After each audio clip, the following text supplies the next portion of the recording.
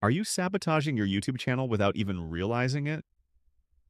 If your videos are stuck under a few hundred views, the problem might not be your content or editing skills. The issue could be what you're doing in the crucial hours right after hitting that upload button. I've worked with thousands of content creators, and I've noticed a disturbing pattern. Creators with incredible content remain trapped in obscurity because they unknowingly destroy their video's potential within the first 24 hours of publishing. Meanwhile, creators with average content see explosive growth because they understand what not to do after uploading. Today, I'm revealing 5 critical mistakes that could be killing your channel's performance. If you implement these insights, you'll likely see a dramatic improvement. The first mistake is sharing your video link immediately after uploading. I understand the excitement when you've just published your latest masterpiece. You want to text it to your family, post it on Facebook, share it with friends who might enjoy it. This impulse feels natural. However, this innocent action can devastate your video's performance. When you share with people who aren't in your niche, they watch only 20 seconds and click away. YouTube's algorithm uses those first few hours to determine engagement value.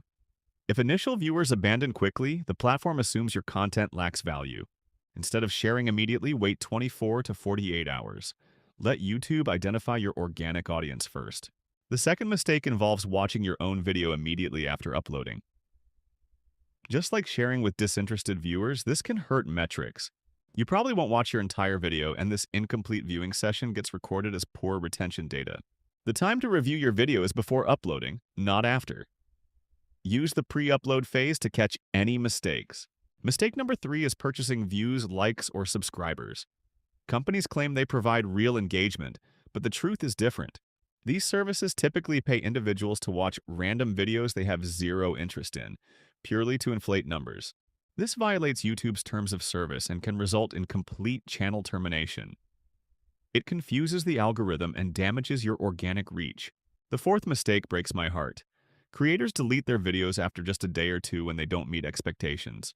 The algorithm doesn't work on a 24-hour cycle. Sometimes it takes weeks or months to find your ideal audience. I've witnessed videos with few views suddenly explode because the algorithm kept testing and retesting the content.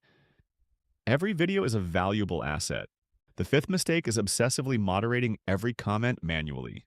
Spending hours deleting negative comments wastes precious time. Instead, use YouTube's automated moderation tools.